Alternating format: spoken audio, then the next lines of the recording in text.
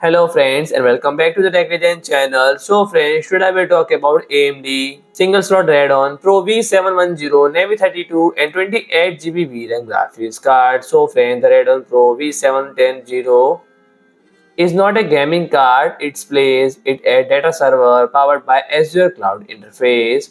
So friend, the Radeon PRO V710 is designed for desktop as a service, workstation as a service, and cloud gaming and AI ML use case. The data center GPU will offer exclusive through Microsoft Azure server where customer can use between 1 into 6 and 1 into GPU instance and access up to 24 GB of GPU memory, and the AMD PRO V710 is based on Navy 32 architecture and future 54 RDNA 3 compute units and the same configuration as the Radeon RX 7700 XT, and however this model is equipped with 28 GB of GDDR6 memory and rather than the 12 GB found in the RX 7700 XT, and the card has a maximum memory bandwidth of 448 gigabit per second, and the card support multiple servers to use the same GPU simultaneously, and the card feature a single slot design and actually passively cooled, so don't consider using